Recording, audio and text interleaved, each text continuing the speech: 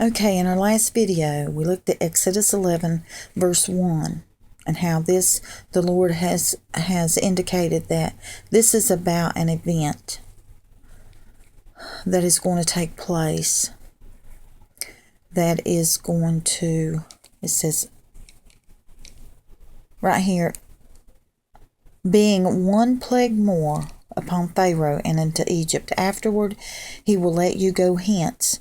When he shall let you go, he shall surely thrust you out hence altogether. So here we see that the Lord is bringing yet another plague on Egypt, which is the last plague.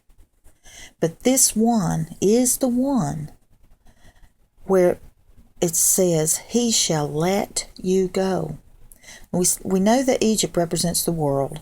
The Israelites represent God's people, or the children of the Lord. Okay?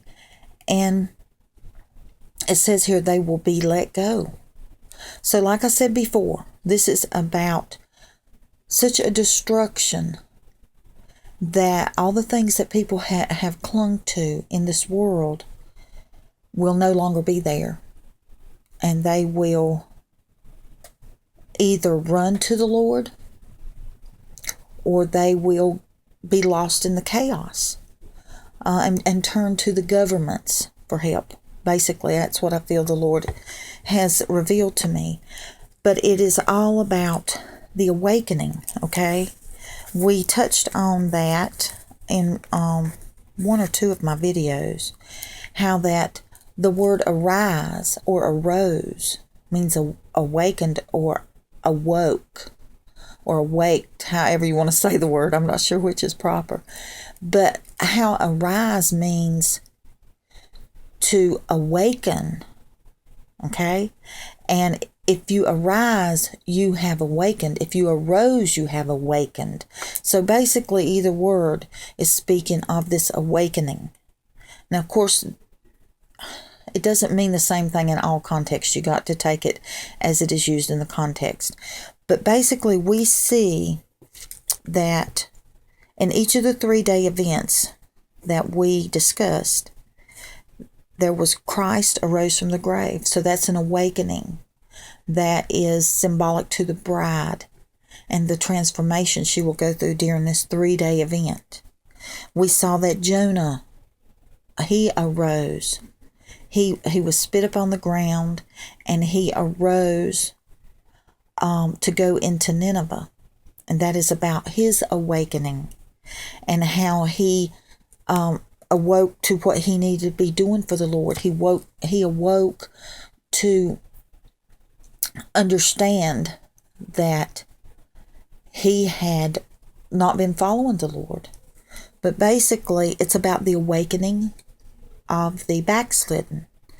And that 3-day event. And then we have the 3-day event that we looked at concerning Saul. And we also see the word arose with him.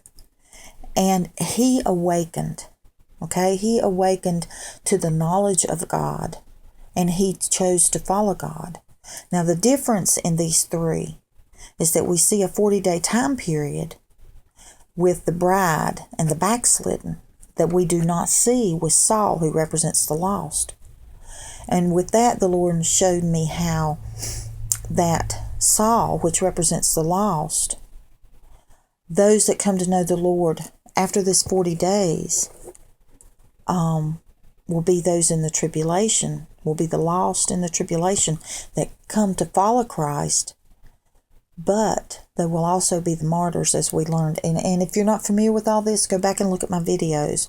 But anyway, the thing I want to say here is we move on down. We see this cataclysmic event coming. Okay? And it's going to cause the world to lose its hold. It says, let them go. He shall let them go, meaning Egypt, meaning the world. Okay? Meaning Satan, because there's going to be such a shaking and an awakening with this event that the world will lose its grip on many people. They will turn to the Lord. They will no longer cling to the things of this earth. That's what this first verse told us. Then we move on. I'm going to come on down here to where we get to discussing, and Moses said, "Thus saith the Lord, about midnight will I go out into the midst of Egypt, and all the firstborn in the land of Egypt shall die. From the firstborn of Pharaoh that sitteth on the throne, even unto the firstborn of the maidservants that is behind the mill, and all the firstborn of the beast. And there shall be a great cry throughout all the land of Egypt, such as there was none like it, nor shall ever be any more." Okay, so we see at midnight, okay, there's going to be a great cry go out. All right, I'm not going to turn to the scripture at the moment, or maybe I am. But what I want to point out here is this midnight here, of course, speaks of the actual time of midnight, because it says about midnight, so it's at night, near midnight. But we also see how it is used in a symbolic manner, and it connects with this in the parable of the 10 virgins, because we're fixing to see an event that is going to cause a great cry to go throughout the land. It says of Egypt. We're talking about the world here, okay? It is going to be a huge calamity. And that's not limited to one, okay? But it's all going to fall like dominoes, is what the Lord has shown me. It's going to start with one thing, and it's just going to fall like dominoes. But we see, with the 10 virgins, we see a cry went out at midnight. Let me turn there if I can. I think I've got that marked. A cry went out at midnight. Is this it? No. Hold on a minute. I don't want to lose my place in Exodus. All right, here we go. We see that right here. Let's see.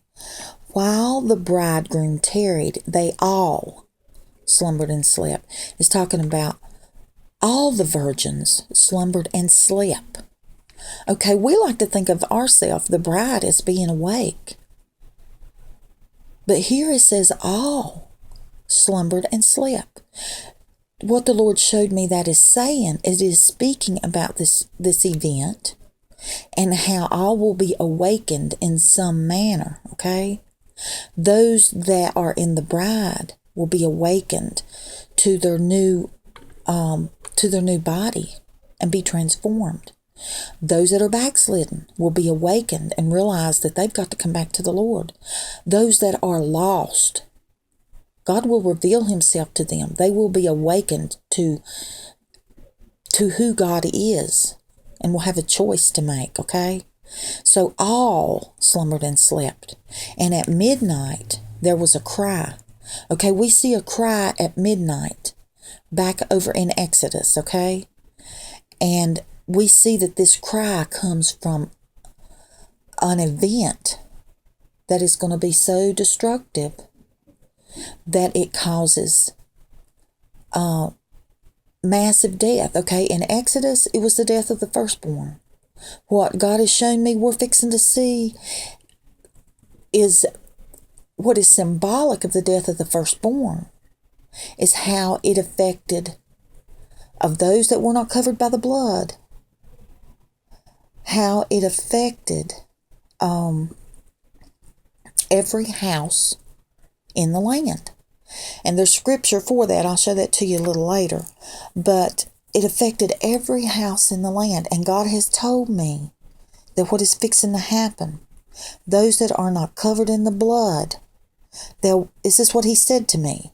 There will not be one house that is one household. There will not be one household that is not affected. So that is what is symbolic about this event where the firstborn died. because we're going to see an event that is about a huge number of deaths that sends so huge that it sends out a cry. This is it. At midnight there was a cry made, Behold, the bridegroom cometh. Go ye out to meet him. Means get prepared. Okay, it says they all arose. They were all awakened, okay? And trimmed their lamps. And the foolish said to the wise, Give us of your oil. Okay, then we see that the foolish went out to buy and sell. They went out into the world seeking their oil. See, this is about the foolish didn't let go of the world. They went out into the world seeking what they needed here. And it's not to be found in the world. And because of that, the bridegroom came. So we see that this midnight cry, some time passes. Not a long time, but some time passes till the bridegroom comes. So this here was a warning cry to get ready, because it says, Behold, the bridegroom cometh. Not that he's here, but that he cometh. So this is a warning cry. It is the same cry or type of cry that we see over here in Exodus, okay? A great cry throughout all the land of Egypt. Okay, so I'm going to stop this off here, and we'll pick back up on this cry and continue on from there on the next video, okay?